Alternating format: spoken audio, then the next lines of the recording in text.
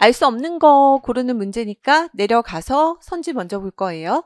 1번부터 5번까지 선택지 한번 쭉 훑어보시면 그 주어 부분에서도 일단 좀 보이는 게 현존하는 한국 범종 중 한국 범종 얘기가 계속 나오죠.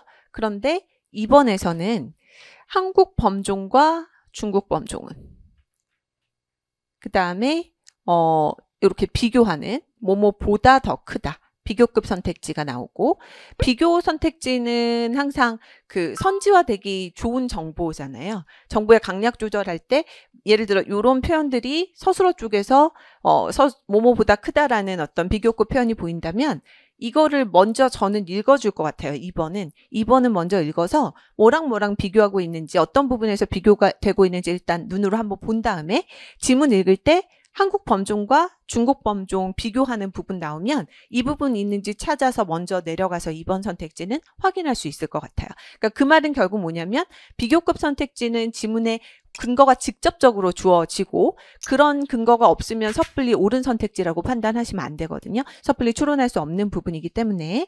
그 다음에 계속 한국 범종 얘기하고요. 4번도 한국 범종 얘기 나오고 그 다음에 5번 성덕대왕 신종 얘기가 나옵니다. 한국 범종에서 어떤 소리가 나는지와 관련된 얘기라는 거 선지 한번 쑥 훑어보시면 아실 수 있을 거고 그 다음에 2번 선택지 비교급 표현 확인해 보고 그러고 난 다음에 지문에 올라가서 한번 읽어볼게요. 현존하는 한국 범종 중에서 신라 범종이 으뜸이다. 사실 뭐 이런 거는 체크할 필요는 없을 수도 있는데 저는 비교급만큼 최상급도 중요한 표현이라고 생각해서 뭐 신라 범종이 으뜸이다. 이 정도는 하나 체크해 두셔도 괜찮을 것 같아요. 신라 범종으로는 상원사 동종, 성덕대왕 신종, 5번 선택지에 성덕대왕 신종 얘기 있었잖아요. 일단 끊어주고 그 다음에 또 중요한 표현 모두 국보로 지정되었다. 전칭. 이 세 가지가 다 국보로 지정된 거고 이 가운데 에밀레종이라고 알려진 성덕대왕 신종 세계의 보배라고 여겨진다. 그러나 꺾여서 이러한 평가는 미술이나 종교의 차원에 국한될 뿐 에밀레종이 갖는 음향공학 차원의 가치는 간과되고 있다라고 했으니까 뒤에 무슨 얘기 하겠어요? 요 얘기 하겠죠. 그죠? 음향공학 차원으로 어떤 가치가 있는지 얘기하겠구나. 감 잡을 수 있고 그 다음에 에밀레종을 포함한 한국 범종은 종신이 작고 종구가 벌어져 있는 서양 종보다 종신이 훨씬 크다는 점에서는 중국 범종과 유사하다. 그럼 어디에 초점이 가야 되냐면 요거예요. 유사하다. 아까 우리가 봤던 선택지는 중국 범종과 한국 범종을 비교하는 거였어요. 근데 유사점, 다시 말해서 공통점이 먼저 나옵니다. 대신 뭐랑 비교가 오히려 들어가냐면 서양 종보다 하면서 서양 종하고 비교가 들어가지만 선택지에 그 부분을 물어보는 건 없기 때문에 여기에 너무 초점 두실 필요는 없어요. 그냥 중국 범종과 유사점도 있구나. 이게 먼저 나오네. 보시면 되고 그 다음에 이 표현 또한 끊어줘야죠. 병렬이에요. 그러면 유사점이 하나 더 나올 수 있어요. 그죠? 한국 범종은 높은 종탑에 매다는 서양 종과는 달리 여기도 지금 보면 서양 종과 비교가 들어가는 거죠. 높지 않은 종각에 매단다는 점에서도 중국 범종과 비슷하다. 중국 범종하고는 계속 유사하다, 비슷하다.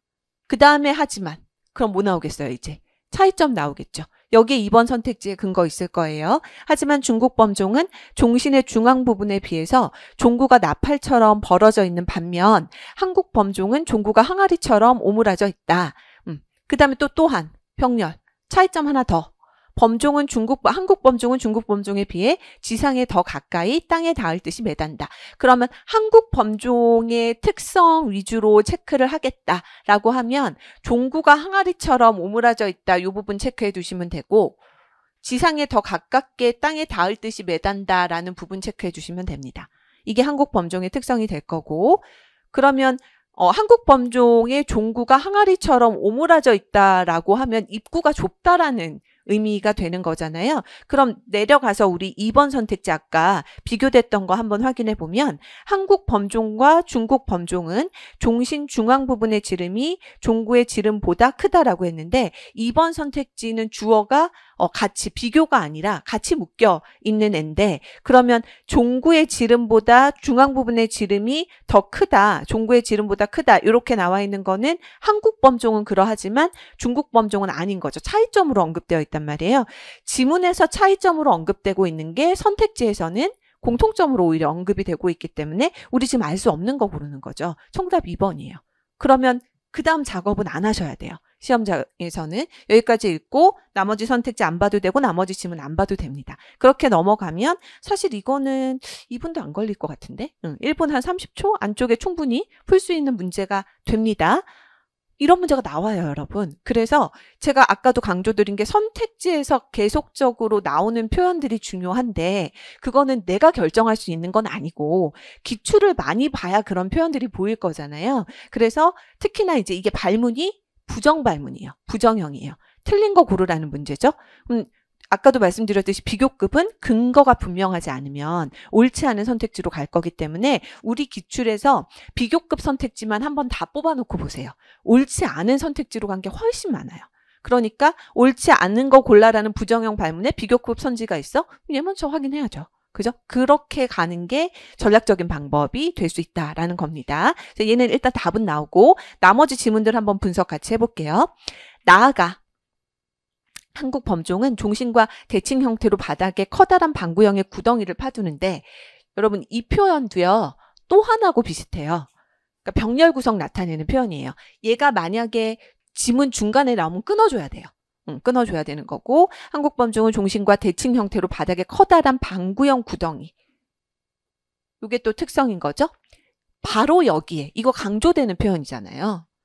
그러니까 이거 체크해 두셔야 돼요. 방구형의 구덩이 파두는 거.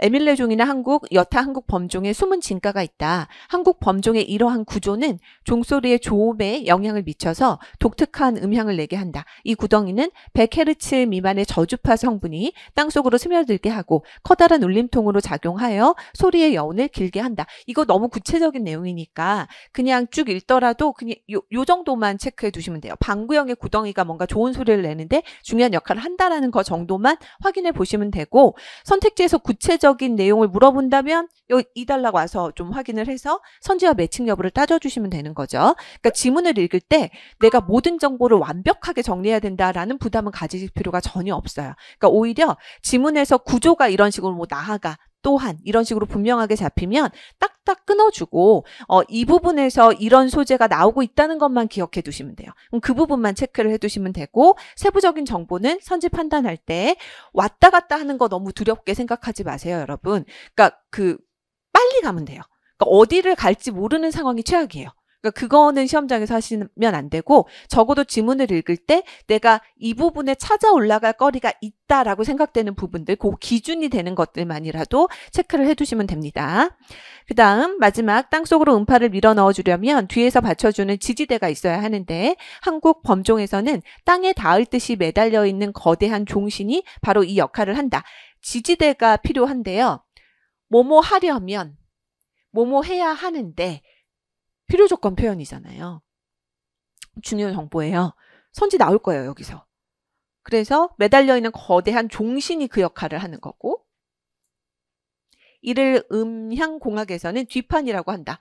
제가 지금 동그라미 친 단어들이 다 같은 단어가 되는 거죠. 의미하는 바가 다 동일해지는 거고 땅을 거쳐 나온 저주파 성분은 종신 꼭대기에 있는 음통관을 거쳐 나온 고주파 성분과 조화를 이루면서 그러면 여기서 그냥 땅, 저주파, 음통관, 고주파? 별거 아니지만 저주파, 고주파는 대비되는 키워드니까 이런 것들 그냥 따로따로 체크를 해놓는 게 선택지에서 선지화되기 때 되게 좋은 표현들이잖아요. 이렇게 체크해 놓으면 좋을 것 같고 조화를 이루면서 인간이 듣기에 가장 적합한 소리 곧 장중하고 그윽하며 은은히 울려 퍼지는 여음이 발생하는 거다. 그래서 종신이 매달려 있는 그런 어떤 구조라든가 요런 바닥에 방부형 구덩이 파두고 하는 것들이 음향공학적 차원에서 에밀레종의 소리를 좋게 만드는 역할을 한다라고 지문에서 얘기되고 있는 거고, 그럼 우리 2번 선택지 정답은 확인을 했으니까 나머지 선택지를 한번 근거를 잡아 볼게요. 현존하는 한국 범종 중 3개 이상이 국보로 지정되어 있다. 첫 번째 단락, 국보 얘기. 모든이라는 표현 나왔었죠. 전칭에서는 선지에 걸리는 경우가 많아요. 전칭도. 우리가 언어 논리잖아요. 그러다 보니까 그냥 독해 문제에서도 논리적인 표현, 모든이 별거 아닌 것 같지만 전칭 표현이라 정언명제, 전칭 명제 쪽이랑 연결되거든요. 그래서 지문에서 얘기되고 있는 게 전체인지, 선지에서 물어보는 게 일부인지, 이런 것들 확인해 주시는 거 중요합니다. 한국 범종과 중국 범종 요거 했고, 그 다음에 3번 한국 범종의 종신은 저주파 성분을 땅속으로 밀어 넣어주는 뒷판 역할을 한다. 종신, 뒷판이라고 했고, 그죠? 첫 번째 문장에서 마지막 단락, 땅속으로 음파를 넣어주려면 뒤에서 받쳐주는 지지대가 있어야 하는데 이렇게 되어 있었고, 그 윗단락의 마지막 문장에서 땅속으로 들어가는 건 저주파 성분이에요. 아까 우리 땅, 저주파 이렇게 확인했잖아요. 3번 선택지 그럼 문제 없죠. 여기에 저주파 성분 얘기 나오는 것도 문제가 없습니다. 4번 한국 범종의 독특한 소리는 종신과 대칭 형태로 파놓은 방구형의 구덩이와 관련이 있다. 요거 우리 중요 정보로 체크해 놨었어요. 그죠? 종신이 바닥에 닿을 듯이 달려있는 것도 중요한 이유가 되지만, 그 다음에 그 세 번째 단락에서 첫 문장, 나아가 뒤쪽의 문장이었죠. 커다란 방구형의 구덩이를 파두는 것도 중요한 역할을 한다라고 했기 때문에 4번도 문제 없을 것 같습니다. 그 다음에 5번 성덕대왕 신종의 여음은 음통관을 거쳐 나오는 소리와 땅을 거쳐 나오는 소리가 조화된다. 아까 음통관 거쳐 나오는 거 고주파, 땅을 거쳐 나오는 거 저주파. 여기 마지막 문장에서 저주파와 고주파 성분이 조화를 이루면서 라는 얘기 나왔으니까 5번도 마지막 문장에서 근거 잡으실 수 있을 것 같습니다. 네, 그래서 나머지는 다 옳은 내용이고요. 2번만 공통점을 차이점으로 본다거나 차이점을 공통점으로 보는 거는 오답 선택지 만들어내는 유형화된 방법 중에 하나죠. 언어 논리에서 굉장히 많이 쓰이죠. 그거 한번 더 확인하실 수 있을 것 같아요. 발문이 추론이에요, 여러분. 그러면 내려가서 선택지 먼저 좀 확인합니다. 주어 부분에 금입택이라는 생소한 용어가 보이고요. 진골 귀족, 그 다음에 명남택, 택자가 들어간 주택 이름인가요?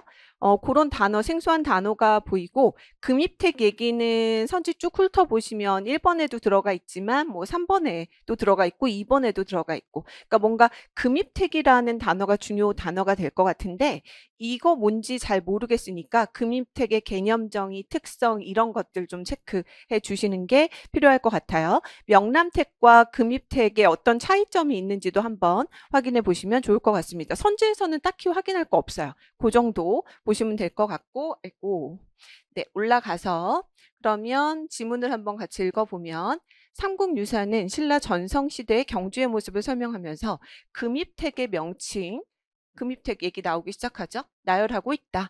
신라의 전성시대란 일반적으로 상대, 중대, 하대 중 삼국통일 이후 100여 년간의 중대를 가리키는 것이 보통이나 경주가 왕도로서 가장 발전했던 시기는 하대, 헌강왕 때이다. 일단 가장 발전 이런 최상급 표현이 쓰이니까 그냥 하대 헌강왕 때는 하나 체크해 놓고 39개의 금입택이 있었던 시기도 이때이다. 그런데 꺾여서 경덕왕 13년에 황룡사종을 만든 장인이 금입택 가운데 하나인 이상택의 하인이었으므로 중대의 최전성기에 이미 금입택이 존재하고 있었음을 알 수 있다.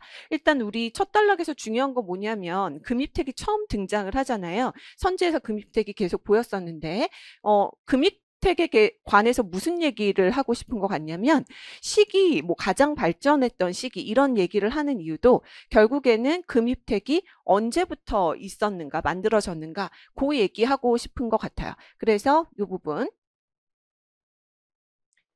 중대 최전성기에 이미 금입택이 존재하고 있었다라는 부분에 하나 체크해놨고, 그 다음에 즉 더 구체적으로 설명해 주죠. 금입택은 적어도 중대부터 만들어지기 시작하여 하대에 이르면 경주에 대략 40여 택이 들어서 있었다.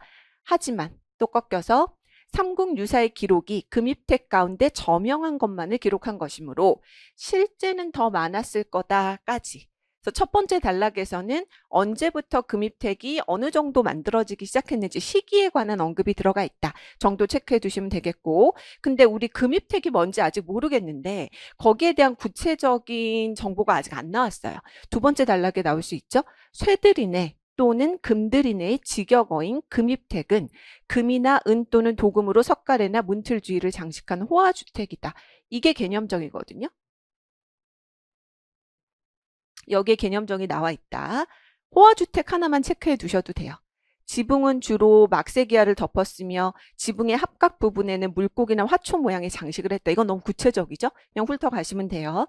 김유신 가문이라든가 집사부 시중을 역임한 김양중의 가문, 경명왕의 왕비를 배출한 장사택 가문 등 진골 중에서도 왕권에 비견되는 막대한 권력과 재력을 누리던 소수의 유력한 집안만이 단정적인 표현.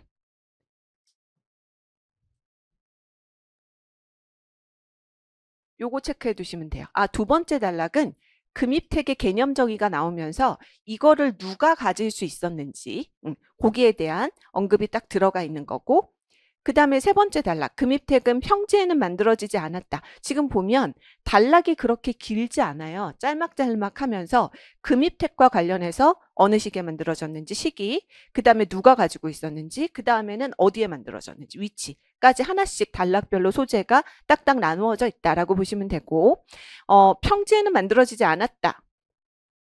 X 표시 하나 하고요. 경주에서는 알천이 자주 범람하였으므로 대저택을 만들기에는 평지는 부적절했다. 따라서 귀족들의 금입택은 월성 건너편의 기슭에 주로 조성되었는데 이 일대는 풍광이 매우 아름다워서 주택지로서 최적이었다. 그냥 요 정도 체크해 두시면 될 것 같고, 그 다음에 또 한 나오죠? 병렬이잖아요. 그럼 한 군데 더 나올 거예요. 남산의 살롱 및 북천의 북쪽 기슭. 에도 많이 만들어졌는데 왜 여기에 만들어졌는지 이유가 또 제시가 되어 있습니다. 그 다음 그래서 이제 세 번째 단락은 어디에 만들어졌는지 얘기가 나와 있는 거고, 그 다음에 이제 마지막 단락이 또 또한으로 들어가니까 또 다른 소재가 다른 얘기가 또 들어갈 거예요. 지택, 천택, 정상택, 수망택 등 이른 가운데 지, 천, 경수 등 물과 관계 있는 문자가 보이는 금입택이 많다. 이런 금입택이 많은데 이러한 금입택은 물을 이용한 연못이나 우물 등의 시설을 갖추고 있었다. 금입택 중 우리 아까 선지에서 봤던 명남택이 나오길래 뭐 동그라미 치셔도 되고 세모로 구분해 주셔도 돼요. 근데 어차피 대비 포인트가 아니라 금입택 중에 명남택이 들어가 있는 거거든요. 이 명자는 조선 후기 실학자 이수광, 이규경 등이 증명한 것처럼 우리 고유의 글자로 대나무 혹은 돌을 길게 물을 끌어 쓰거나 버리는 데 이용하는 대음통. 그러니까 이 명자 자체가 대음통의 의미를 가지고 있었다. 대음통. 요 정도 그냥 생소한 용어니까 체크해 두시면 될 것 같습니다. 잠깐만 위로 올립시다. 그래서 이러한 수리시설은 오늘날 산지에서 이용되고 있으며 통일신라 시대 사찰이나 궁궐의 조경에도 이용되었다. 명남택은 이러한 수리시설을 갖추었기 때문에 붙은 이름이었다. 한편 금입택 중, 그럼 한 편이 또 나오니까 여기서 한 번 더 끊어줄 필요 있어요. 그 마지막 단락의 위쪽에서는 이 물과 관계 있는 문자가 보이는 금입택의 종류로 선지에서 봤던 명남택에 관한 설명이 들어가는 거고요. 마지막 문장은 한 편이라고 해서 또 끊어줘야 되니까 금입택 중에 요런 이름을 가진 애들이 있었는데 요건 또 별장이었다라고 나오니까 또 명남택, 물을 갖추고 있는 어떤 수리시설 갖추고 있는 주택하고는 다른 소재의 얘기를 하고 있는 겁니다. 그래서 이제 중요한 게 뭐냐면 아까 우리 봤지만 여기서 뭐 또한 나오잖아요. 그 다음에 여기서 뭐 한편, 얘도 또한, 이런 표현 자체가 다 끊어줘야 되는 표현이에요. 그죠? 그러니까 문단 맨 앞에 또한이 쓰이면 그 앞에 문단과 지금 시작하는 문단 간의 병렬 구조라는 걸 나타내 주는 거고, 문장 사이에 한 편이나 또한 이런 표현이 쓰이면 여기서 끊어줘야 되는 거죠. 이런 식으로 끊어줘서 앞에와 뒤에는 아무런 관련성이 없어. 병렬 구조야. 라는 거를 스스로가 확인을 해줘야 됩니다. 그래서 요 지문은 사실 뭐 정보를 많이 보려면 되게 많이 볼 수 있는데 좀 우리가 너무 세부 정보에 매몰될 필요는 없는 거니까 크게 지문을 읽어본다라고 한다면 그 단락 구성이 잘게 쪼개져 있으면서 그 금입택의 어떤 소재 하나씩을 그냥 단락의 중심 소재로 들어가게끔 만들어 놓은 거다라고 해서 굳이 막 세부적인 정보에 밑줄 많이 들어갈 필요는 없을 것 같아요. 이 문제의 정답이 되는 선택지만 조금 중요합니다. 5번 선택지만 조금 주의해서 잘 기억을 해 두시면 돼요. 왜냐하면 얘는 많이 쓰여요. 지금 월성 건너편의 기슭은 하천을 내려다볼 수 있는 높은 지대였으므로 주택지로서 적합하였다. 이렇게 지금 나와 있습니다. 월성 건너편 얘기 어디 나와 있었냐면 여기 우리 위치 어디에 만들어졌는가 얘기 나와 있었을 때 맨 처음에 나왔던 게 월성 건너편 기슭 얘기 나왔었어요. 그 다음에 5번 선택지에 하천을 내려다볼 수 있는 높은 지대였다라는 거는 여기에 나와 있거든요. 또 한으로 끊어져 있는 앞쪽 문장의 주어와 뒤쪽 문장의 서술어 부분을 연결시켜 놓은 거예요. 지 맘대로. 근데 이건 안 돼요. 또 한 때문에. 그러니까 기본적으로 병렬 구성을 가지고 있다라고 하면 A는 B이다. 또한 C는 D이다.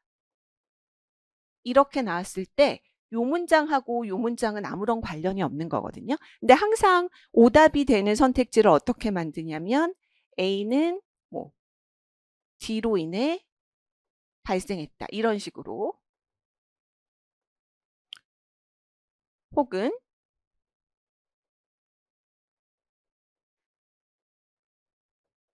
A 하기 위해 D를 했다.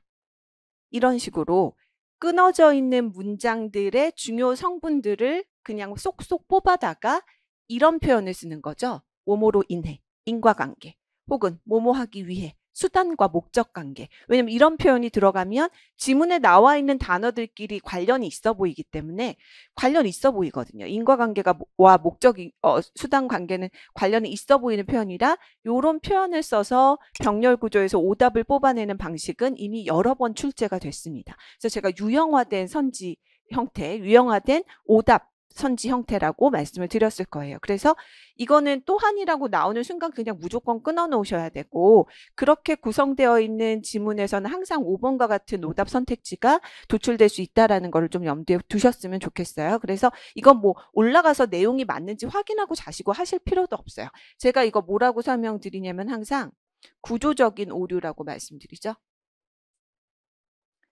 내용 판단할 필요 없이 그냥 구조적으로 얘는 틀린 거다 라고 보시면 됩니다. 나머지 선택지 볼게요. 금입택은 신라 하대 이전에 이미 존재했다. 첫 번째 단락에서 우리 확인할 수 있죠. 그죠? 왜냐하면 중대에 이미 있었다라고 얘기가 나왔었기 때문에. 2번 진골귀족이라도 금입택을 소유하지 못한 경우도 있었다. 일부만. 특정 계층만 소유할 수 있었다라고 두 번째 단락에 나와 있었어요. 그 다음에 이름의 물과 관계 있는 문자가 들어간 금입택은 물을 이용한 시설을 갖추고 있었다. 마지막 단락에 나와 있는 얘기죠. 그 다음에 명남택에서 사용한 수리시설은 귀족 거주용 주택이 아닌 건물에도 사용이 되었다. 아까 그 마지막 단락에서 요 부분 있잖아요. 오늘날 산지에서도 이용되고 있고 그 다음에 사찰 이나 궁궐에서도 사용되고 있다라고 얘기 나와서 그 부분이 귀족 거주용 주택이 아닌 건물에서도 사찰이 그런 거니까 사용되고 있다라고 보시면 될 것 같습니다. 그래서 저는 사실 이 문제 처음 풀었을 때 이 마지막 단락에서 이런 부분까지 막 체크하고 내려가지를 않았어서 4번 선택지는 바로 판단하기가 힘들었어요. 그럼 이런 선택지가 나오면 일단 패스하는 거죠. 어차피 순서대로 보는데 1, 2, 3번은 제꼈는데 4번은 잘 모르겠고 5번 남았다. 그럼 5번 먼저 보고 만약 5번이 맞다라고 판단되면 4번으로 답 찍고 넘어가시면 되는 거고 근데 5번이 너무나 분명하게 구조에서 딱 걸려드는 정답이라 우리 지금 추론할 수 없는 거 고르는 건데 딱 정답이라 명확하게 5번이 답이 된다. 늘 보던 패턴이다 라고 생각하시면 될 것 같습니다. 그래서 병렬 구조는 이런 식으로 많이, 그러니까 이게 답이 되는 경우도 있고 아닌 경우도 있는데, 기본적으로 병렬은 문단 간에보다 우리 기출에서는 문장 간에 훨씬 더 많이 나와요. 그러니까 또한이란 표현이 나오면, 혹은 또 다른 이런 표현이 나오면 앞에서 끊어주세요. 병렬 나타내는 대표적인 표현은 제가 정리해 드렸죠. 또한, 또 다른, 한편, 심지어, 나아가, 이런 표현들 주의하셔야 됩니다. 11번 문제부터 보겠습니다. 발문 다 똑같죠? 추론이라고 되어 있고요. 그 다음에 선지 스타일도 다 똑같아요. 보기 형태로 보기 3개씩 지금 들어가 있습니다. 11번 문제부터 한번 보면 얘 지문 되게 길죠. 그죠? 그러니까 지문 길이에 너무 압도되어 있지 마시고요. 발문이 추론이고 보기 형태로 되어 있으면 요거는 원칙 적용 추론일 가능성이 높다라고 생각하고, 상대적으로 보기는 굉장히 단순하게 구성이 되어 있으니까 보기를 먼저 보면서 보기에서 반복되고 있는 어떤 표현이나 물어보고 있는 바가 반복되고 있는 게 있는지를 좀 확인을 해보시고, 그런 게 있다면 거기에 초점을 맞추고 지문을 읽어주셔야 돼요. 그러니까 무조건 지문의 내용을 다 읽겠다 이런 생각보다는, 제가 뭐라고 말씀드렸냐면 원칙 적용 문제도 사실은 지문의 원칙은 많아야 2개예요, 여러분. 그 2개의 원칙이 대비되는 구조일 거기 때문에 너무 세부적인 정보에 매몰되실 필요가 없습니다. 그러면 보기를 한번 먼저 쭉 훑어볼게요. 네, 게임 A에서 선택 1을, 게임 B에서 선택 3을 선호하는 사람, 게임 이론 또 관련된 얘기죠. 이런 게 최근에 원칙으로 많이 출제가 되고 있고요. 그런 사람은 두 원리 가운데 적어도 하나는 거부해야 한다. 그 다음에 니은에서도요, 게임 A와 게임 B에서 어떤 선택 선호하는 사람, 두 원리 가운데 적어도 하나 거부해야 된다. 디귿도 마찬가지죠. 두 원리 가운데 적어도 하나는 거부해야 된다. 후반부, 서술어 쪽이 계속 반복이 되잖아요. 그러면 우리 뭐 찾아야 될까요? 두 원리가 있을 거예요. 그게 원칙이 될 거거든요. 지문에서 그 두 원리가 뭔지를 찾으셔야 되고요. 그거에 거부하는 거, 그걸 받아들이는 거, 요 기준을 잡아 주시는 게 필요하겠죠. 네, 그것만 보시면 됩니다. 그럼 지문에서 나는 뭘 찾으려고 올라가는 거냐면 원칙, 그러니까 원리 2개가 어디에 있는지 그 부분을 보는데 초점을 둘 겁니다. 그러면 두 선택지 중 하나를 고르는 게임을 생각해 보자. 게임 A 나와 있어요. 철수는 선택 1을 선호한다. 근데 지금 게임 1에서 보면 선택 1의 내용, 선택 2의 내용 들어가 있거든요. 근데 이 선택의 내용 자체를 우리가 눈여겨봐야 될 필요가 있을까요? 일단은 없어요. 물론 선택지에서 이런 거를 물어볼 수도 있는데, 우리가 아까 확인한 바에 따르면 각 선택지의 내용이 뭔지를 명확하게 물어보는 선지는 없었어요. 각각의 어떤 선택을 했을 때 그때 원리 어떤 거를 따르는 건지 거부하는 건지를 물어봤기 때문에 이 선택에 복잡하게 들어있는 200만 원짜리 100만 원짜리 봉투는 눈여겨보실 필요가 없습니다. 그리고 철수가 선택 1을 선호한다라고 했는데 철수가 뭐를 선택했는지 물어보는 선지도 사실은 없었거든요. 그러니까 그 정보에도 그렇게 눈길을 주실 필요는 없는 거예요. 일단 그냥 게임 A에서 선택 1, 2가 있는 거고, 그 다음에 게임 B에서 또 선택 4를 선호한다 라고 돼 있으니까, 만약 철수 쪽의 정보를 여러분들이 체크하고 싶으면 얘는 선택 2를 선호를 했고, 그 다음에 여기서는 게임 B에서는 선택 4를 선호했으니까 이것만 그냥 체크해 주세요. 철수가 선호한 게 이쪽이다. 내용은 보지 마세요. 근데 이제 그 다음 단락에 보면, 그런데 선호와 관련한 원리 K를 생각해 보자 라고 하면서 K에 대한 얘기, 원리, 첫 번째 원리가 나오기 시작하잖아요. 그래서 요거를 저는 동그라미로 체크를 해둘 것 같아요. 원리 K의 내용이 뭔지 이제 보셔야 됩니다. 이는 기대값을 계산해 그 값이 더 큰 것을 선호하라는 것을 말한다. 그러면 여기의 핵심은 여기 지금 인용 없고 처리된 문장을 다 밑줄 치셔도 되는데, 핵심은 뭐냐면 요거죠. 기대값 큰 거. 이 원리를 받아들인다면 철수는 게임 A에서는 선택 2를, 게임 B에서는 선택 4를 선호해야 한다. 계산을 해보면 계산할 필요 없어요. 기대값이 다른 것보다 더 크기 때문이다 하고 나오거든요. 그러면 기대값 원리 K에 따랐을 때 선택 2하고 선택 4를 선호해야 한다라는 거를 체크해 두시면 됩니다. 그죠? 이거를 여기다 체크하셔도 되고요. 아까 위쪽에 선택 1, 2, 3, 4 나열되어 있던 거에다 체크해 두셔도 돼요. 그 다음에 한편 두 번째 원리가 있죠. 또 다른 원리 P. 요거는 이렇게 체크해 놓을게요. 이는 두 게임이 동일한 구조를 지닌다면 따옴표 처리되어 있어요. 두 게임의 선호는 바뀌지 말아야 한다. 그럼 이거는 핵심 키워드가 동일한 구조? 그러면 선호가 바뀌면 안 된다라는 거예요. 이때 두 게임의 선택에 나오는 공통 요소를 다른 것으로 대체한 것은 동일한 구조를 지닌다고 본다. 예를 들어보자 하면서 예시 부분은 읽어봤자 근데 사실 우리 선택 1, 2, 3, 4의 구체적인 내용을 모르기 때문에 그냥 그런가 보다 예시 부분이 설명되어 있나 보다라고 생각하시고 넘어가시면 됩니다. 원칙 적용 문제에서 원칙이 뭔지만 제대로 잡아 놓으시면 예시 부분을 미리 꼼꼼하게 다 읽을 필요는 없다라고 했어요. 그러니까 요거는 그렇게 중요한 부분은 아니에요. 그 다음에 이 문장을 봅시다. 그러면 다음 두 선택으로 이루어진 게임도 앞의 게임 A와 동일한 구조를 지닌 것이 된다는 거다. 그래서 선택 1 별표가 있고 선택 2 별표가 있어요. 근데 지금 우리가 찾아야 되는 건 뭐냐면 아까 원리 K를 따를 때 지금 선택들 중에서 게임 A에서는 2를 선택해야 되고 게임 B에서는 4를 선택해야 된다라고 나왔어요. 그럼 원리 P에 따를 때도 뭐를 선택해야 되는지 알려줄 거란 말이에요. 그 정보를 뽑아오시면 되거든요. 맨 아래 달라 볼게요. 원리 P는 선택 2를 선택 2보다 선호하는 사람이라면 동일한 구조를 지닌 이 게임에서도 선택 1 별표를 선택 2 별표보다 선호해야 한다는 것을 말해준다. 그러니까 원리 P는요. 어떤 게임에서 반드시 뭐를 선택해야 된다 이게 아니라 게임 A에서 뭐를 선택한다면 동일한 구조를 가진 다른 선택을 다른 게임에서도 골라야 된다라는 거예요. 그게 핵심인 거고 흥미로운 사실은 선택 1 별표와 선택 2 별표는 앞서 나온 게임 B의 선택 3 및 선택 4와 정확하게 같다. 그러면 선택 1 별표가 결국에는 게임 B의 선택 3에 해당되는 거고 이게 선택 4에 해당되는 거거든요. 동일하게 같다. 이렇게 바꿔놓고 보시면 됩니다. 그래서 결론을 내죠. 그러므로 선택 2를 선택 2보다 선호하는 철수. 그러니까 게임 A에서 선택 2를 택했잖아요. 그러면 얘가 우리 세모로 잡았으니까 요거를 선호하는 철수가 원리 P를 받아들인다면 선택 3을 선택 4보다 선호해야 한다. 동일한 구조를 가지는 선택 3 쪽을 택해야 된다.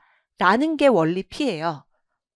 그죠? 예. 그래서 결국에는 구조가 원리 P, 그 다음에 원리 K 두 가지 원리에서 각자 게임 A와 B에서 그 원리에 따를 때 어떤 거를 선택해야 되는지가 사실은 정해져 있다라고 보시면 되고 그러면 내려가서 선지를 봤을 때 결국 만약 원리를 정리를 한다라고 하면 어떻게 될 수 있을 것 같냐면 지금 원리가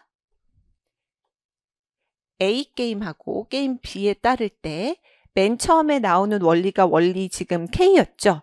K에 따르면 기대값에 따라서 지금 보는 거고 그럴 때는 A 게임에서는 선택 2를 선택해야 된다라고 했고 B에서는 4를 선택하는 게 맞는 거예요.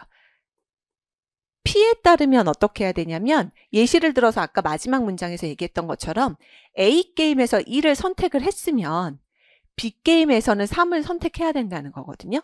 그럼 여기엔 안 나와 있지만 뭐를 추론하는 게 핵심이냐면 만약 A에서 2를 선택을 했으면 그러면 B에서는 4를 선택을 해야 된다는 거죠. 요거를 끄집어내는 게 핵심이에요. 원리 P에서. 이렇게 됩니다. 네, 그럼 기억부터 한번 볼게요. 게임 A에서는 선택 1, 게임 B에서는 선택 3 선호하는 사람. 그러면 이거 이렇게 되는 거죠. 기억의 사례는 여기가 지금 1, 여기가 3 이렇게 들어가는 거예요. 그럼 1, 3이 들어가면 일단 P 원리는 만족하죠. 하지만 K 원리는 만족 안 하잖아요. 그래서 두 원리 가운데 적어도 하나, 뭐를 거부하는 거냐면 K 거부하는 게 되는 거죠. K를 안 따르게 되는 거예요. 이렇게 판단해 주시면 됩니다. 니은도 똑같죠? 이번에는 니은은 게임 A에서는 선택 2, 게임 B에서는 선택 3, 2, 3을 따라요. 근데 2, 3을 따르면 K 원리도 거부, P 원리도 맞는 게 없어요. 둘 다 거부하는 거죠. 적어도 하나는 거부해야 되는데 둘 다 거부하는 거니까 니은도 옳은 선택지가 되는 거죠. 적어도 하나에는 둘 다도 포함되니까. 그 다음 마지막 디귿. 게임 A에서는 선택이, 그러면 디귿은 여기서는 2, 그 다음에 B에서는 4. 이렇게 되어 있습니다. 두 원리 가운데 적어도 하나 거부해야 한다라고 했는데 2사로 들어가면 이것도 만족. 그 다음에 P에서 안 나와 있는 거 추론해서 이것도 만족이니까 둘 다 만족하는 거라서 어느 것도 거부하지 않습니다. 그래서 디귿은 제껴주셔야 돼요. 그래서 정답은 기억, 니은만 골라서 3번으로 가시면 됩니다. 그러니까 지금 이렇게 보면 지문을 어느 정도까지 정보를 볼 것인가로 이 문제는 그냥 변별력이 생기는 거예요. 그러니까 시간의 변별력이 있는 거거든요. 나와 있는 선택 1, 2, 3, 4를 밑줄 치면서 읽는 순간 이거는 끝나는 거예요. 그러니까 이게 답을 맞히고 못 맞히고 이런 차이가 아니라 맞춰야죠. 당연히 맞춰야 되는 건데 시간이 얼마 걸리냐의 문제라고 보시면 되거든요. 원칙 적용 문제에서 지문이 길다? 의심하셔야 돼요. 그러니까 원칙 몇 가지만 딱 찾아야 되는 거지 거기에 나와 있는 모든 정보에 내가 막 밑줄을 긋는 순간 난 지금 뭔가 잘못하고 있는 거라고 생각하셔야 돼요.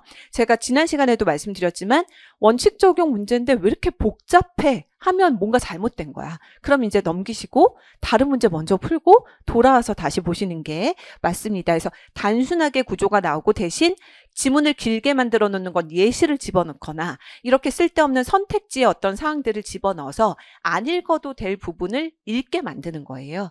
그게 이제 수싸움 하는 거니까 출제원들하고 얼마나 내가 필요한 정보에만 집중할 건가가 관건이고 그거를 볼 수 있는 거는 보기를 통해서 확인할 수밖에 없는 거죠. 그죠? 보기를 통해서 내가 어떤 정보를 봐야 될지 보셔야 합니다.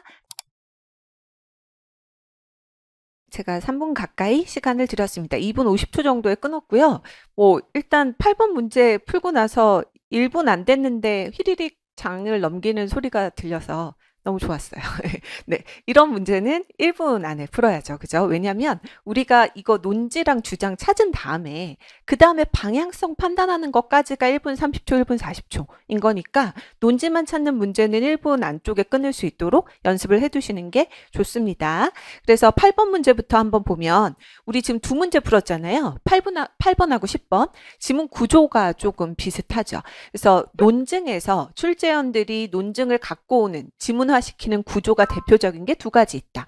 첫 번째는 문제 제기 주면 거기에 대한 답을 찾으면 걔가 논지가 될 거고 그 다음에 두 번째 최근에 오히려 더 많이 나오는 패턴은 뭐냐면 제3자의 견해를 첫 단락에서 제시를 하고 거기에 대한 평가가 결국에는 논지가 된다. 그때 평가는 거의 대부분 부정적으로 들어간다. 이런 거 우리 공부했을 거예요. 그럼 얘도 지금 보시면 이게 논지 문제 치고는 지문 길이가 그렇게 짧은 편이 아니거든요. 그래서 반 페이지 채우는 원래 시험지 사이즈로 보면 반 페이지에 꽉 차요. 선지 5번까지가. 그래서 꽤 긴 지문입니다. 논지 고르는 거니까요. 선지를 먼저 보실 필요는 없을 것 같고 전반적으로 지문을 쭉 훑어주면서 가장 중요한 문장, 최종적으로 한 문장을 뽑는다면 어디에 집중을 해야 될까? 이런 거 볼 겁니다. 그럼 첫 단락부터 볼게요. 배블런에 의하면 이라는 얘기가 나와요. 그러면 논지는 필자의 주장을 찾는 거니까 배블런이라는 사람은 제3자가 될 수밖에 없죠. 그죠? 그러면 이 사람이 배블런이라는 사람이 어떤 얘기를 하고 있는지를 좀 보시면 좋겠는데 사치품 사용 금기는 전 근대적 계급의 기원을 두고 있다. 즉 사치품 소비는 상류층의 지위를 드러내는 과시소비이기 때문에 피지배계층이 사치품을 소비하는 것은 상류층의 안락감이나 쾌감을 손상한다는 것이다. 따라서 그러니까 제3자의 견해도 무조건 다 체크하려고 하지 마시고 그 제3자의 견해를 정리해주고 있는 멘트가 있잖아요. 논지 부분 볼 때 이런 접속사들 중요했잖아요. 그죠? 상류층은 사치품을 사회적 지위 및 위계 질서를 나타내는 기호로 간주하여 피지배계층의 사치품 소비를 금지했다. 그 다음에 또한 그럼 하나 더 나오는 거예요. 또 배블런이야. 제3자의 견해가 계속 제시가 되고 있죠. 사치품의 가격 상승에도 그 수요가 줄지 않고 오히려 증가하는 이유가 사치품의 소비를 통하여 사회적 지위를 과시하려는 상류층의 소비 행태 때문이라고 보았다. 여기서 그 배블런의 주장하는 바를 잡을 거면 또한 앞뒤로 한 문장씩 잡아주시면 돼요. 근데 그거는 사실은 제3자의 견해이고 주장인 거지 지문에서 우리가 찾으려는 논지는 아닌 거잖아요. 밑줄을 좀 아껴두셔도 괜찮아요. 그러니까 첫 번째 단락의 베블런이 사치품의 소비에 대해서 이런 얘기를 하고 있다 정도 확인하시고 내려갑니다. 우리 뒤에서 뭐 찾아야 되냐면 꺾이는 부분이 있는지 보셔야 돼요. 부정적인 평가가 들어가는 부분이 있는지. 바로 나오죠? 두 번째 단락에. 그러나 소득 수준이 높아지고 대량 생산에 의해 물자가 넘쳐 흐르는 풍요로운 현대 대중사회에서 서민들은 과거 왕족들이 쓰던 물건들을 일상생활 속에서 쓰고 있고 유명한 배우가 쓰는 사치품도 쓸 수 있다. 모든 사람들이 명품을 살 수 있는 돈을 갖고 있을 때 명품의 사용은 더 이상 상류층을 표시하는 기호가 될 수 없다. 따라서 새로운 사회의 도래는 베블런의 과시소비 이론으로 설명하기 어려운 소비 행태를 가져왔다. 첫 단락에 베블런이 주장했던 바를 단어 하나로 딱 정리해줘요. 베블런의 과시소비 이론. 이걸로는 설명하기 어렵다. 아니나 다를까 부정적인 평가. 이때 상류층이 서민들과 구별될 수 있는 방법은 오히려 아래로 내려가는 것이다. 현대의 상류층에게는 차이가 중요한 것이지 사물 그 자체가 중요한 것이 아니기 때문이다. 월급쟁이 직원이 고급 외제차를 타면 사장은 소형 국산차를 타는 것이 그 예의다. 뭐 예시 부분은 논지에서 그렇게 중요하지 않으니까 일단 두 번째 단락의 핵심은 꺾인다는 거예요. 제3자의 견해를 비판하는 쪽으로 필자의 평가, 논지가 방향이 잡히는 거고 그러면 조금 더 그러면 과시소비 이론으로 설명할 수 없으면 상류층의 소비를 어떻게 설명할 건지 구체적인 내용은 아직은 안 나오거든요. 그거가 뒤쪽 단락 쪽에서 나와 있겠죠. 그걸 잘 보시면 됩니다. 그래서 이와 같이 현대의 상류층은 고급, 화려함, 낭비를 과시하기보다 서민들처럼 소박한 생활을 한다는 것을 과시한다. 이것은 두 가지 효과가 있다. 사치품을 소비하는 서민들과 구별된다는 점이 하나, 돈 많은 사람이 소박하고 겸손하기까지 하여 서민들에게 친근감을 준다는 것이 다른 하나이다. 근데 또 꺾여요. 극단적인 위세의 형태. 그러니까 그 제3자 베블런의 과시소비 이론과 다른 걸로 그 다음 단락에서 뭐 얘기하냐면 서민들처럼 소박한 생활을 한다는 거를 요거를 이제 구별되는 그걸로 잡는데 이게 극단적인 위세의 형태일 뿐이라고 최종적으로 평가를 하는 게 이게 필자의 주장입니다. 그래서 뽐냄이 아니라 남의 눈에 띄지 않는 겸손한 태도와 검소함으로 자신을 한층 더 드러내는 거다. 이런 행동들은 결국 한층 더 심한 과시이다. 소비하기를 거부하는 것이 소비 중에서도 최고의 소비가 된다. 다만 그들이 언제나 소형차를 타는 것은 아니다. 다만 살짝 단서조항처럼 꺾이는 거, 차별해야 할 아래 계층이 없거나 경쟁 상대인 다른 상류층 사이에 있을 때 그들은 마음 놓고 경쟁적으로 고가품을 소비하며 자신을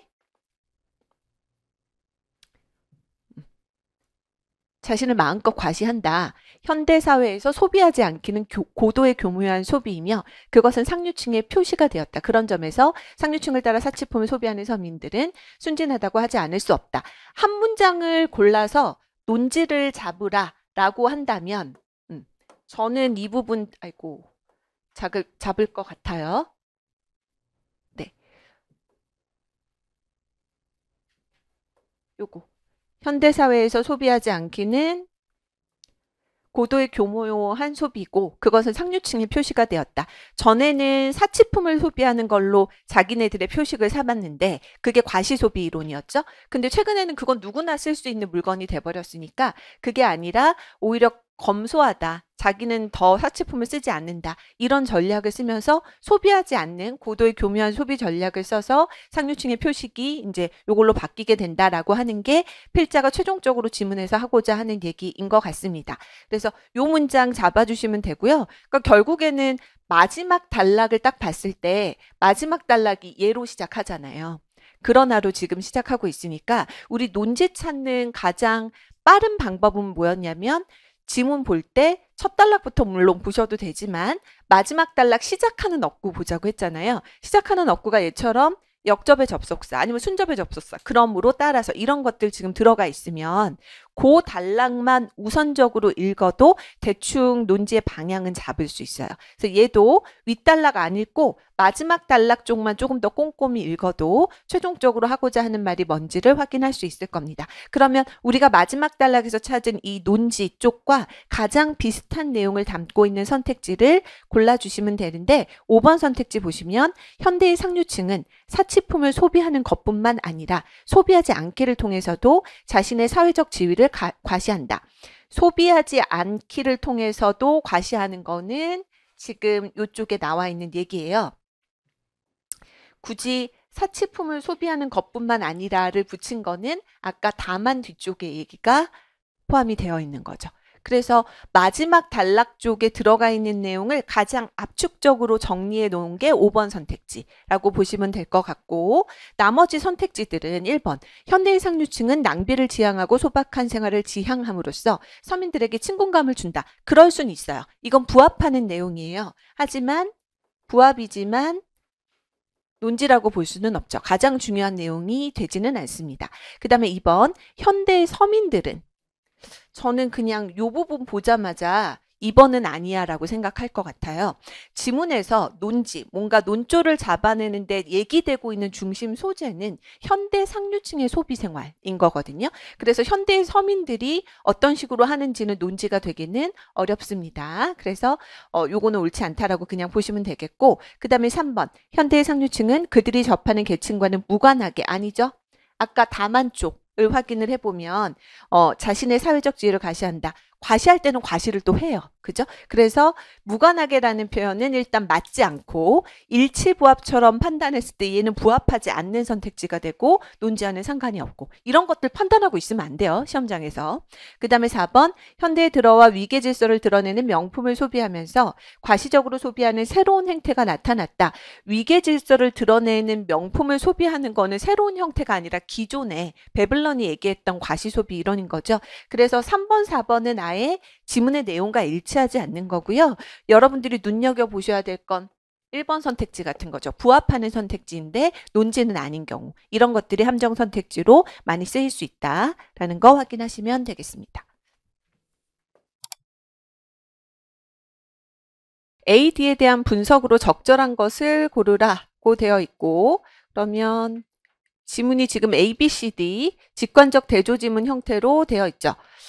A부터 한번 보면서 그 주장을 찾아야 되는데 분석이라고 발문이 나와 있고 이렇게 직관적 대조지문으로 나와 있을 때 혹시라도 보기 내려가서 보기 구성에서 A, B, C, D 하나씩만 건드리고 있는 선택지가 있는지 정도만 한번 확인해 보세요. 그래서 하나씩 건드리고 있는 거 있으면 그거 읽고 내려가서 그 선지 먼저 해결하면 되니까 그 정도만 이제 분석 문제 보기는 확인을 해보시면 되고 그런 거 없다면 그냥 지문 읽으면서 전체적으로 A, B, C, D의 주장 잡아서 같은 편으로 4명이나 나왔으니까 혹시 같은 계열로 가는 애들이 있는가 이런 것들 보시면 되죠. 제시글이 없어요, 여러분. 그러면 뭘 잘 읽어줘야 된다? A를 잘 읽어줘야 된다. 왜냐하면 A 쪽의 주장이 결국에는 문제 제기 역할을 하는 것일 수 있어요. 그래서 A 쪽 주장을 잘 잡아놓고 거기서 하는 얘기를 B가 꺾고 있는지 지지하는지 이 정도 B, C, D 쪽은 그런 거 보시면 됩니다. 그럼 A는 정격 연주란 하고 들어가죠. 광독이지만 일단은 따옴표 처리된 단어가 보여요. 그러면 이 따옴표 처리된 단어가 어떤 역할을 하는 걸 거냐면 얘가 중심 소재가 될 거고요. 여기에 대해서 이제 A가 어떤 주장을 하는지를 보시면 되겠죠. 음악을 연주할 때 그것이 작곡된 시대에 연주된 느낌을 정확하게 구현하는 것을 목표로 하는 연주이다. 그럼 어떻게 전격 연주가 가능할까? 문제 제기. 어떻게 가능하냐? 그 방법은 옛 음악을 작곡 당시에 공연된 것과 똑같이 재현하는 것이다. 이런 연주는 가능하며 그렇다면 우리는 음악이 작곡되었던 때와 똑같은 느낌을 구현할 수 있을 것이다. 어떻게 전격 연주가 가능할까라고 물어봤는데 A가 거기에 대한 답변에 대해서 작곡 당시에 공연된 것과 똑같이 재현하면 된다. 그리고 거기에 대해서 이거를 가능하다라고 얘기하고 있어요. 그러니까 전격 연주가 똑같이 이렇게 재현을 하면 가능하다라고 얘기하는 게 A 쪽의 주장입니다. 그러면 B도 전격 연주에 대해서 얘기를 할 텐데 얘는 기본적으로 가능하다고 하는지 아니라고 하는지를 체크해 주셔야 되는 거죠. 옛 음악을 작곡 당시에 연주된 것과 똑같이 재현하는 것은 이상일 뿐이지 현실화될 수 없다라고 하면 얘 부정적으로 가죠. 가에서 얘기하는 것과 가는 가능하다라고 하는데 18세기 오페라 연주에서 공연에서 거세된 사람만 할 수 있었던 카스트라토 역을 오늘날에는 도덕적인 이유에서 여성 소프라노가 맡아서 노래한다. 따라서 정리되죠. 과거와 현재의 연주 관습상 차이 때문에 연주 관습상의 차이를 얘기를 하고요. 그래서 옛 음악을 작곡 당시와 똑같이 재현하는 거 불가능. 다시 말해서 전격 연주는 안 돼 라고 얘기하는 거예요. A는 전격 연주 가능, 얘는 안 돼 라고 주장하는 거고, 그 다음에 C, 똑같이 재현하지 못한다고 해서 전격 연주가 불가능한 것은 아니다. 그러니까 C는 B쪽에서 똑같이 재현 안 돼 라고 얘기하는데, 그렇게 재현이 안 된다고 해도 전격 연주가 가능한 경우가 있다라고 얘기하는 거니까 C의 입장은 B를 반박하면서 A를 지지하는 내용이 될 수 있어요. 같은 방향에. 그럼 보시면 작곡가는 명확히 하나의 의도를 갖고 작품을 창작한다. 작곡자가 자신의 작품이 어떻게 들리기를 의도했는지 파악해 연주하면 작곡된 시대에 연주된 느낌을 정확하게 구현할 수 있다. 따라서 정리.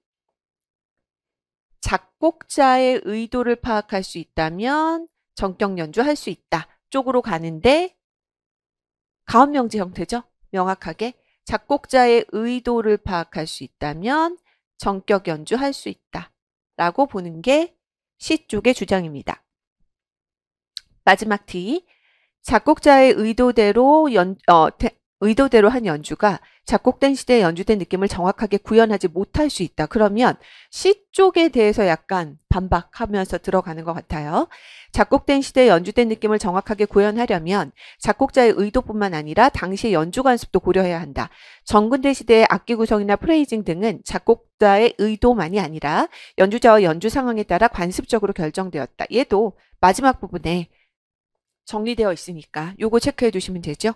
작곡자의 의도와 연주 관습을 모두 고려하지 않는다면 전격 연주를 실현할 수 없다.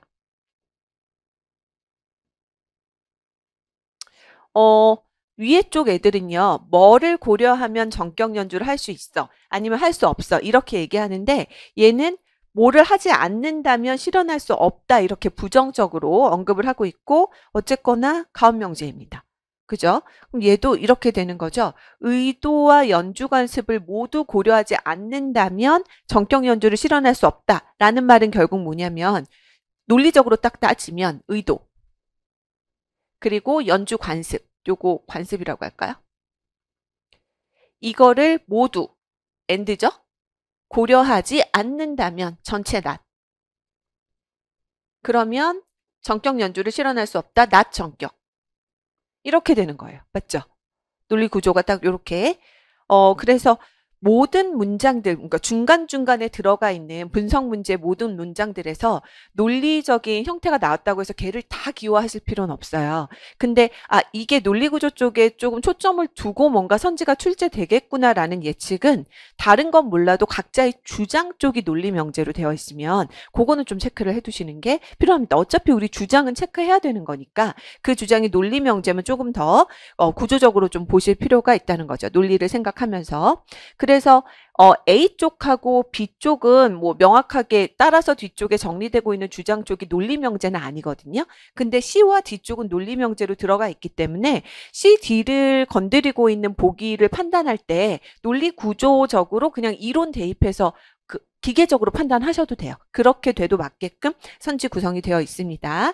이 정도 보시면 될 것 같고 내려가서 그러면 우리 보기 쪽 볼게요. A와 C는 옛 음악을 과거와 똑같이 재현한다면 과거의 연주 느낌이 구현될 수 있다는 것을 부정하지 않는다.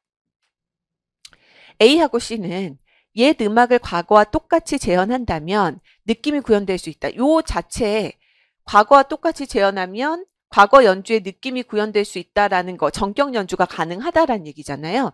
이거는 A 자체의 결론 아닌가요? A의 주장이기 때문에 A를 판단하는 데는 문제가 없어야 돼요. 근데 이제 문제는 얘죠. C. C 쪽에서는 그냥 단순히 작곡자의 의도를 파악할 수 있다면 전격 연주를 할 수 있다라고 되어 있는데 그 C의 첫 문장 있잖아요. 첫 문장. 똑같이 재현하지 못한다고 해서 전격 연주가 불가능한 것은 아니다 라고 하면서 전격 연주가 불가능하다는 B의 주장을 반박하면서 지금 들어가고 있단 말이에요.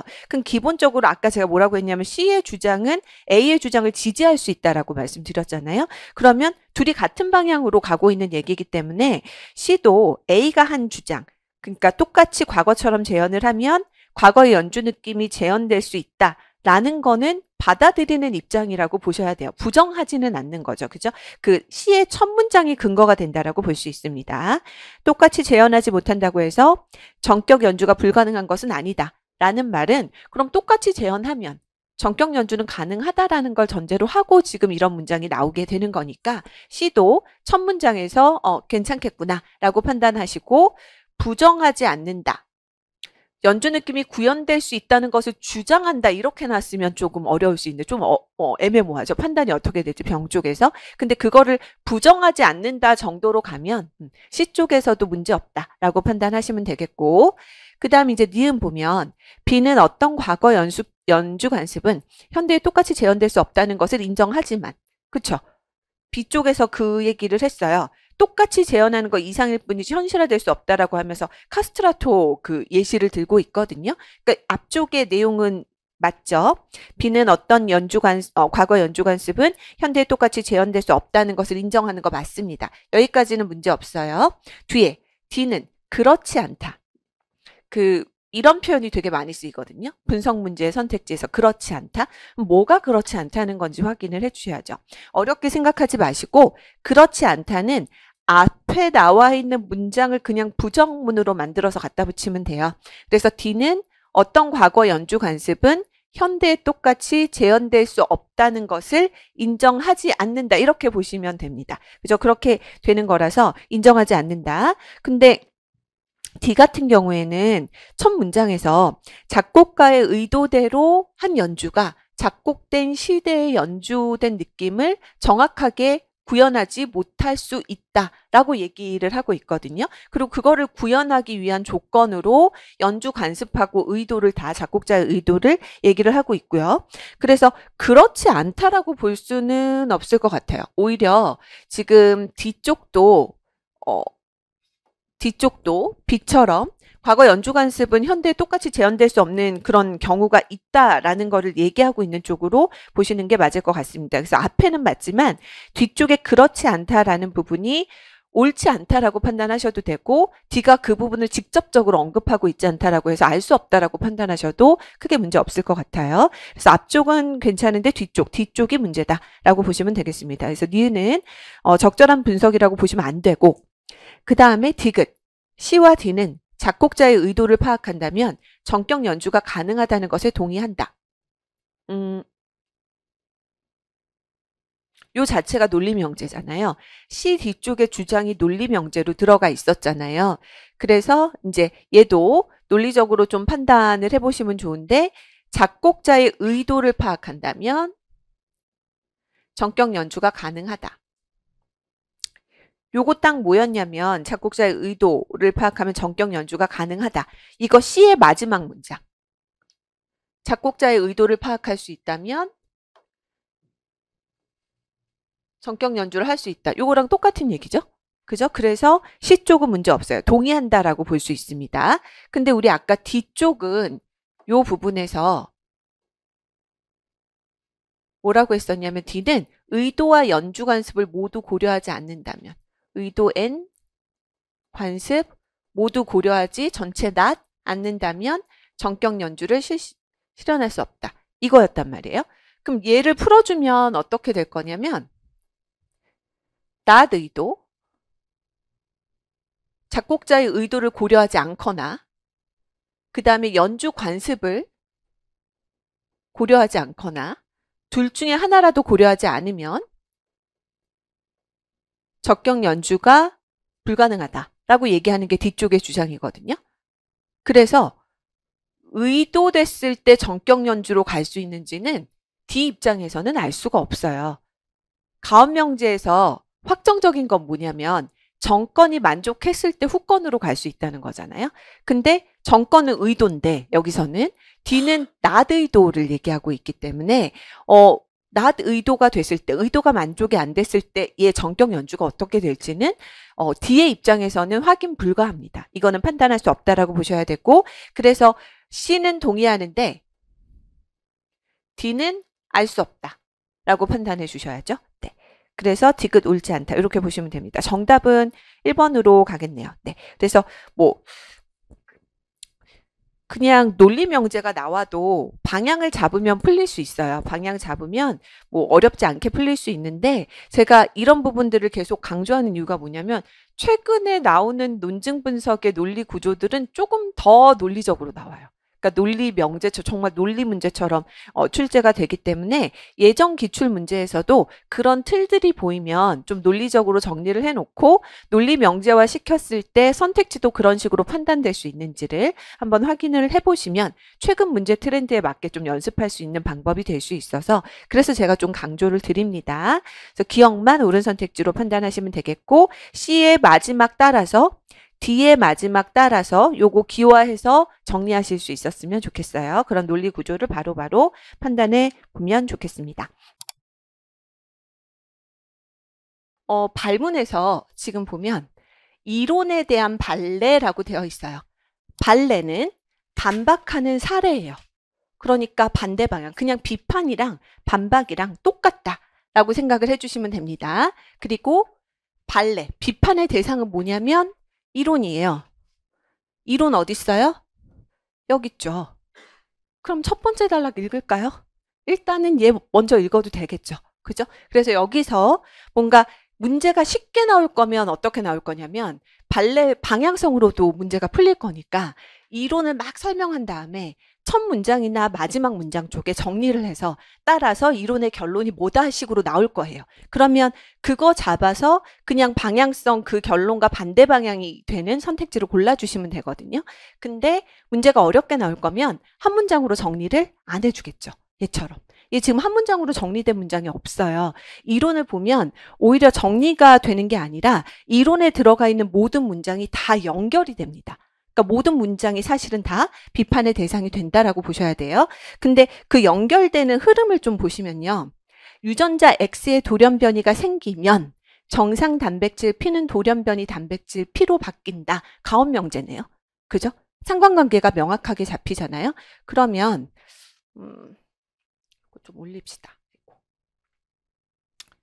올려서 여기다 한번 정리를 해볼게요. 밑에다가 X 돌연변이가 생기면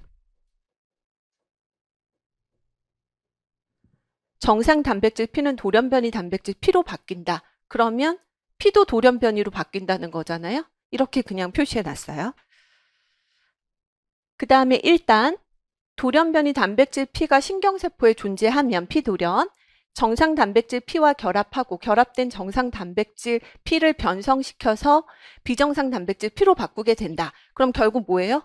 P 돌연변이가 나오면 비정상 P가 생긴다는 거죠. 이렇게 바뀐다는 거죠. 그죠? 비정상 P로 바뀌게 된다. 또 그러면 비정상 단백질 P는 또 다른 정상 단백질 P를 비정상 단백질 P로 바꾸고 이 과정이 연속적으로 일어나면서 정상 단백질 P의 대부분이 비정상 단백질 P로 바뀌게 된다. 얘는 그냥 비정상 P라고만 해두면 될 것 같아요. 근데 그 다음 문장 또 이렇게 되면 비정상 단백질 P가 되면 비정상 단백질 P가 서로 모여 신경세포에서 단백질 응집을 일으킨다. 응집. 이게 다음 단계로 연결이 되는 거고, 이러한 비정상 단백질 P의 단백질 응집이 일어나면 또 가온 명제예요. 일어나면 신경세포에 독성을 유발하게 되어서 신경세포가 죽게 되므로 질병 D를 초래한다. 이렇게 나오는 거예요.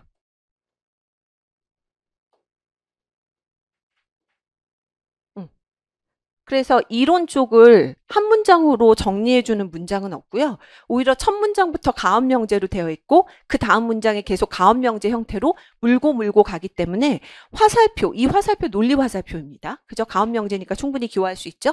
이렇게 쭉 연결되는 형태로 구성이 돼요. 이게 이론의 내용이라고 보셔야 되는 거고, 그러면 이론, 비판, 그러니까 반박의 대상이 논리 명제로 되어 있으니까 우리 얘 발레를 잡는다라고 하면 제일 쉽게 생각할 수 있는 게 뭐예요? 모순 관계에 있는 거. 그죠? 그럼 기억 한번 볼게요.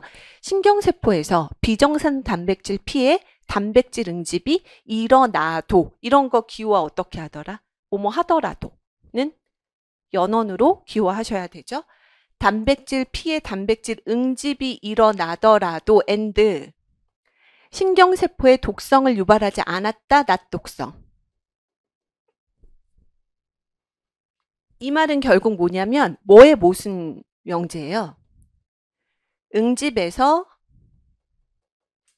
독성으로 가는 거에 대한 모순 명제잖아요. 요거 전체의 낫이 요거잖아요. 그쵸? 그러면 이론 쪽 보면 응집에서 독성으로 가는 부분이 있단 말이에요. 이 부분에 대한 공격이 될 수 있죠. 발레 가능합니다. 옳은 선택지로 찝어주셔야 되는 거고, 그 다음 니은 질병 D가 나타난 환자의 신경세포에서 비정상 단백질 피해 단백질 응집이 나타나지 않았다. 그러니까 이거죠. D는 일어났어. and 그런데 단백질 피해 단백질 응집이 나타나지 않았어. 낮 응집이야. 얘는 어떤 명제의 모순 명제에 해당되냐면 D에서 응집으로 가는 것은 아니다 라는 뜻인 거죠. 맞죠? 근데 이론에서 보면 D에서 응집으로 가는 게 아니라 응집에서 D로 가요. 이런 관계. A 화살표 B와 나데이 and B의 관계. 요거 뭐라고 기억하자고 했냐면 모순 관계 아니라 양립 관계. 동시에 참이 가능한 관계라고 했잖아요. 얘는 반대 관계가 아니죠. 오히려 양립 쪽에 해당돼 동시에 참이 될 수 있기 때문에 발레라고 볼 수가 없습니다. 이런 선택지가 나오면 지문의 이론과는 무관하다. 이렇게 판단해 버리시면 돼요. 무관한 선택지다. 그 다음 디귿. 돌연변이 단백질 P가 나타나는 요인으로 유전자 X의 돌연변이와 무관한 다른 요인을 발견하였다. 그러니까 P 돌연이 지금 나타났는데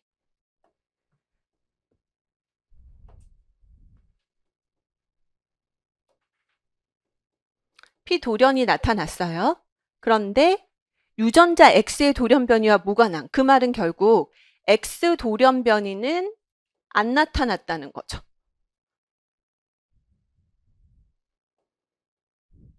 그러면 얘는 어떻게 될 거냐면 얘는 뭐의 발레가 될 수 있냐면요. P 돌연에서 X 돌연변이로 가는 것은 아니다 라는 의미잖아요.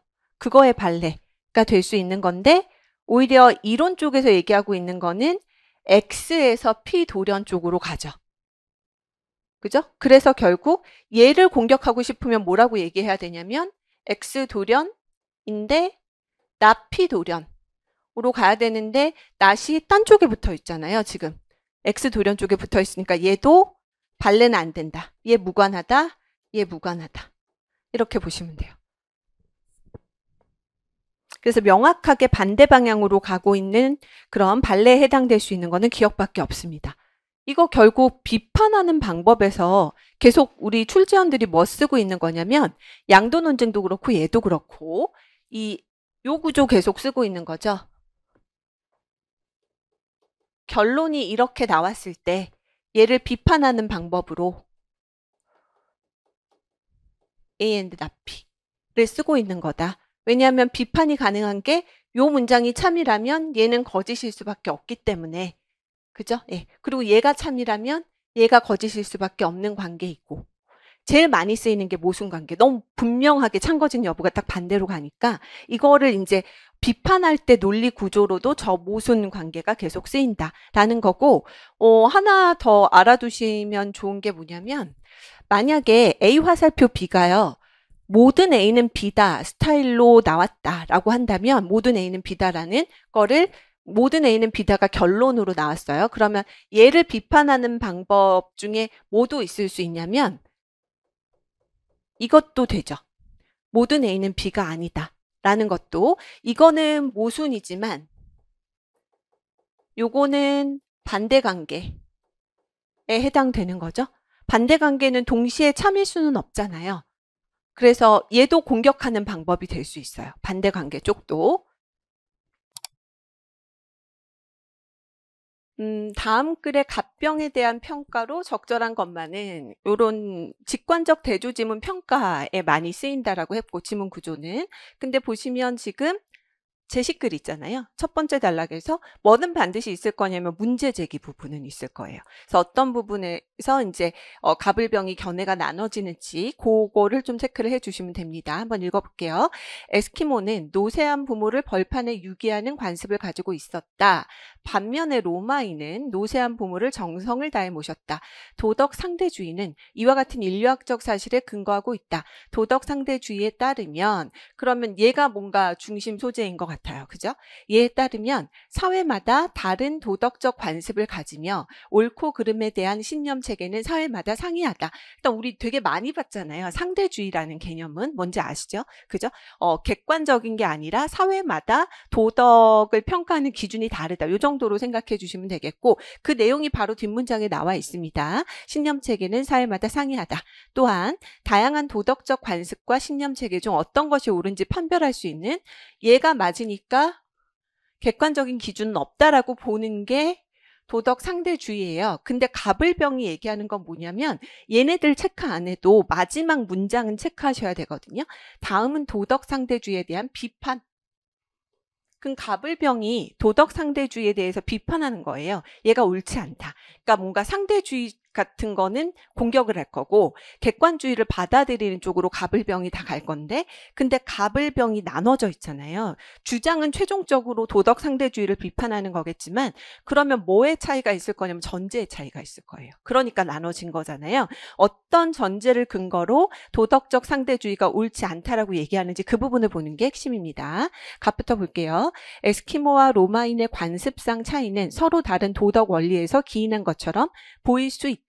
중요한 건 꺾이는 부분. 그러나 하나의 도덕 원리가 각기 다른 상황에 적용되면서 서로 다른 관습을 초래한 것일 수도 있다. 그러니까 밑줄을 치실 거면 그러나 뒤쪽을 쳐야 돼요. 이게 갑의 주장인 거죠. 부모와 자식 간의 애정에 근거한 동일한 도덕 원리가 에스키모와 로마인에게서 다른 관습을 초래한 것일 수 있다. 그럼 핵심은 뭐냐면 제가 봤을 때 하나의 도덕 원리. 그러니까 도덕 상대주의는 아니라는 거야. 도덕 원리는 하나인데 그게 각기 다른 상황에 적용되면서 서로 다른 관습. 이게 지금 갑의 핵심이거든요. 요것만 체크해 두실 수 있으면 좋을 것 같아요. 그 다음에 요 문장 그러나 뒤쪽 체크해 주시면 됩니다. 을을 보면 도덕 상대주의가 맞다면 다른 사회의 관습과 신념 체계를 평가할 수 있는 객관적 기준은 존재하지 않는다. 그죠? 상대주의는 객관적 기준이 없다라고 첫 단락에서도 나왔으니까. 그래서 다른 사회의 관습과 신념 체계에 대한 평가는 불가능하며 이에 대해 침묵해야 한다. 이런 침묵의 의무는 어떤 사회를 막론하고 모든 사회의 구성원들에게 절대적인 구속력을 갖는다. 결국 최종적으로 뭐라고 얘기하냐면 도덕 상대주의는 도덕 절대주의의 이념을 수행해야 하는 역설에 빠지게 된다. 이게 핵심이거든요. 나의 입장에서는 이게 핵심이에요. 이게 첫 문장부터가 상대주의가 맞다면 하고 가음명제로 들어가잖아요. 을 쪽의 논증의 구조는 어떻게 되는 거냐면요. 이렇게 볼 수 있어요. 상대주의가 맞다면 객관적 기준은 존재하지 않는다. 낙객관. 이 정도로 볼 수 있고요. 그죠? 그 다음에 그래서 이제 침묵해야 된다. 근데 이런 침묵의 의무는 어떤 사회를 막론하고 모든 사회 구성원에게 절대적인 구속력을 갖는다라고 했으니까 상대주의를 또 받아들이게 되면 절대적인 구속력을 갖는 게 있게 되니까 객관적인 기준이 존재하게 되는 거죠. 이 구조를 가지는 거예요. 을의 논증은. 그럼 이거 우리 간접추리법 쓸 수 있잖아요. 그죠? 상대주의를 받아들였을 때 객관적인 기준이 없다는 결론과 객관적인 기준이 있다라는 결론, 침묵해야만 한다라는 그런 결론 두 가지가 동시에 만족한다. 그러니까 사실 결국 뒤쪽에 역설에 빠지게 된다라고 했지만 을의 최종적인 결론은 뭐겠어요? 간접추리법 쓰면 상대주의가 틀렸다라고 보는 거예요. 이거 어차피 갑을병 다 도덕적 상대주의 비판하는 내용이라고 했잖아요. 그죠? 이렇게 지금 얘기되는 게 을의 논증의 구조라고 보실 수 있습니다. 그 다음에 이제 병을 보면 도덕 상대주의는 시간적 차원에도 적용이 된다. 따라서 도덕 상대주의를 받아들이면 사회 관습이나 신념 체계의 진보를 말할 수 없게 된다. 따라서라고 정리가 되고 있는데 그 따라서 뒤쪽의 문장이 또 가업명제잖아요. 그래서 그 상대주의를 받아들이게 되면 진보를 말할 수 없게 된다. 병의 구조는 이렇거든요. 상대주의를 받아들이면 낮진보. 이렇게 볼 수 있죠. 과거의 것과 달라졌을 뿐이지 더 낫거나 못하다고 말할 수 없기 때문이다. 그러나 사회 관습이나 신념 체계가 진보했다고 말할 수 있는 사례가 존재한다. 이 말은 이게 확정적으로 있어 라는 거잖아요. 진보된 사례가 있어. 예를 들어 과거와는 달리 노예제를 받아들이는 도덕적 관습이나 신념 체계를 가진 사회는 없다라고 지금 나와 있습니다. 결론은 안 줬어요. 근데 우리 아까도 얘기했지만 결론은 이미 나와 있잖아요. 그죠? 전제가 중요하다고 말씀드렸는데 병의 논증은 전제 1, 전제 2 이렇게 되는 거예요. 안 나왔지만 결론 찾을 수 있죠. 그죠? 첫 번째 전제에다가 두 번째 전제 대입해서 대우명제로 바꿔주면 진보이면 낮상대다라고 될 거니까 상대주의 옳지 않다라는 최종적인 결론이 또 나오게 됩니다. 그래서 을과 병은 논증의 구조가 되게 명확해요. 갑은 어떻게 볼 수 있을 거냐면 저는 그러나 뒤쪽에 우리가 중요하다고 봤던 이 갑의 주장 부분 있잖아요. 하나의 도덕 원리가 다른 상황에 적용되면서 서로 다른 관습 이 정도를 그냥 도덕 원리는 하나인데 관습이 다른 거다. 낮관습. 하나의 도덕 원리의 관습이 이건 그냥 저만 알아보려고 표시해 놓은 거예요. 요 정도로 갑의 주장은 볼 수 있을 것 같아요. 근데 을과 병의 논증은 누가 읽더라도 구조가 저렇게 제가 적어놓은 것처럼 명백하게 보이잖아요. 논증의 구조가. 그래서 저런 식으로 정리해 두는 거 괜찮은데 갑은 사실 그런 논증의 구조가 명확하게 보이진 않거든요. 그래서 그러나 뒤쪽 문장 정도만 체크해 두시면 돼요. 그렇게 한 다음에 이제 문제를 풀 때 논리적인 틀이 적용되면 다시 올라가서 좀 확인을 해보시면 좋겠죠. 보기를 한번 보겠습니다.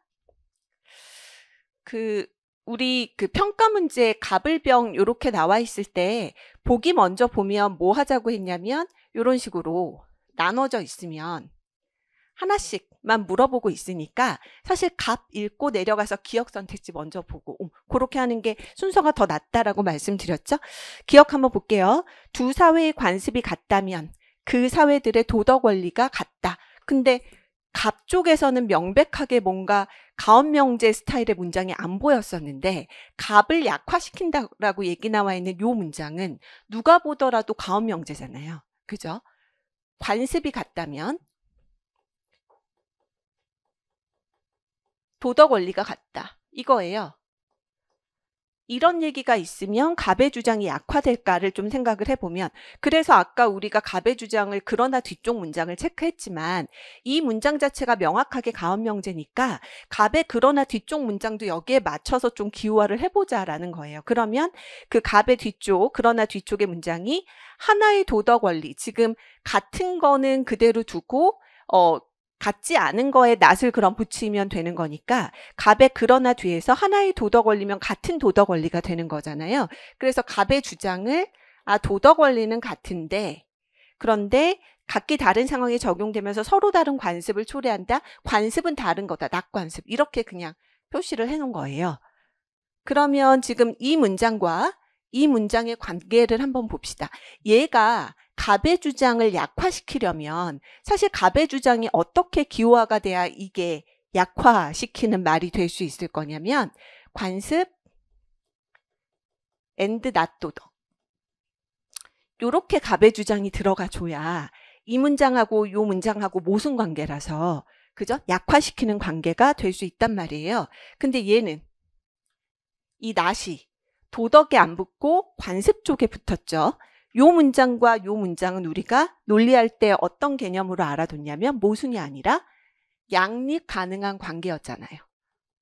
그죠? 양립 가능하다는 거는 동시에 참이될 수 있어요. 다른 말로 하면 얘랑 얘는 관련이 없어요. 무관한 선택지라는 거죠. 그래서 매번 쓰여요. 이 틀이.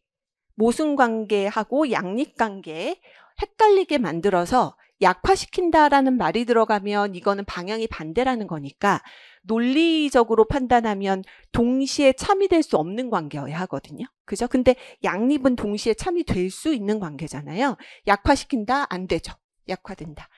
무관한 선택지로 보셔야 합니다. 그래서 이것도 하나 기억해 두시면 좋은 게, 그러면 출제원들이 논증의 논리구조를 접목해서 선지를 뽑아낼 때 무관한 선택지를 만드는 방법 중에 대표적인 게 요거라는 거죠. 양립관계 만들어두면 동시에 참이될 가능성이 있으니까 요거는 무관한 선택지로 가게 될 확률이 되게 높거든요. 그죠? 동시에 반드시 되는 게 아니라 될 수도 있고 거짓이 될 수도 있기 때문에 방향으로 따지면 무관한 선택지로 판단을 해주셔야 됩니다. 그래서 요게 정말 중요한 선지 틀이에요. 언제 나올지 몰라요. 그 다음에 니은. 우월한 도덕체계와 열등한 도덕체계를 객관적으로 구분할 수 있다면 그러면 을의 주장은 약화되지 않는다. 지금 이렇게 나왔어요. 객관적으로 구분할 수 있다. 어떤 도덕체계를. 그런 객관적인 기준이 존재한다라는 거잖아요. 그 말은 도덕 상대주의와 일단 반대 방향으로 가는 얘기죠. 그죠? 도덕 상대주의와 반대쪽으로 가는 거고, 근데 을은 어쨌거나 도덕 상대주의를 비판하는 입장인 거잖아요. 그러면 객관적으로 구분할 수 있다라고 얘기 나오면 도덕 상대주의를 부정하는 거니까 이거는 적어도 약화는 아닐 거란 말이지. 그죠? 그러니까 약화되지 않는다는 뜻에는 무관하거나 혹은 강화거나 두 가지, 둘 중에 어느 쪽에 걸려들어도 되는 거니까 약화되지 않는다라고 나오면 요거는 옳은 선택지로 갈 수 있다라고 판단을 해주시면 됩니다. 강화 쪽으로 봐도 될 것 같아요. 큰 흐름에서 어차피 방향을 딱 잡을 때 객관적으로 구분할 수 있다라는 거는 도덕 상대주의를 부정하는 얘기 쪽인 거니까요. 예, 그렇게 잡아도 크게 문제 없을 것 같고, 그 다음에 디귿. 현재의 관습과 신념체계가 과거의 것보다 퇴보한 사회가 있다면 병의 주장은 약화된다. 여기의 핵심은 또 여기 있죠? 퇴보한 사회. 우리 아까 병의 주장이 어떤 식으로 흐름을 가졌었냐면 상대주의가 맞다면 진보는 없어. 근데 진보는 있네? 그러므로 상대주의는 옳지 않아. 이거였잖아요. 그럼 퇴보한 사회를 어떻게 봐야 되냐라는 거죠. 병은 진보된 사회가 있다라는 얘기를 해서 요 첫 번째 전제를 뒤집어서 요 결론을 낸 건데, 퇴보한 사회가 있는지 여부는 병의 논증에 전혀 아무런 영향을 미치지 못하죠. 퇴보한 사회가 있더라도 진보한 사회가 있다라는 게 부정되는 게 아니기 때문에, 그죠? 그러니까 만약에 병의 주장을 약화하려면 진보된 사회가 있다라고 했는데 그런 사회 없어 라고 얘기를 하거나, 아니면 얘를 공격해야죠. 상대주의를 받아들이면 나진보다, 이게 아니라 상대주의를 받아들여도 진보된 사회도 있을 수 있어. 이런 쪽으로 가야, 그래야 병의 주장이 약화가 되는 건데, 뜬금없이 퇴보된 사회가 있다, 퇴보한 사회가 있다라고 얘기하는 거는 병의 논증에 아무런 영향을 미치지 못합니다. 명확하게 무관한 선택지죠. 사실 이것도 범주의 문제일 수 있어요, 여러분. 우리 기출 22년도 기출에서도 나온 적 있지만 범주의 문제, 그러니까 그 퇴보한 사회, 진보된 사회, 이런 것들 비슷해 보이기는 하는데 영향을 미치지 못하는 범주가 다른 언급, 이 부분이 무관한 선택지로 또 많이 활용이 됩니다. 그러니까 기억 선택지도 그렇고요. 디귿 선택지도 그렇고요. 한 번 나온 게 아니거든요. 출제원들이 계속 내요. 무관한 선택지로 만들어내는 선지 틀입니다. 그래서 이 두 가지 기억과 디귿의 선지 틀은 기억을 해두시면 좋을 것 같아요.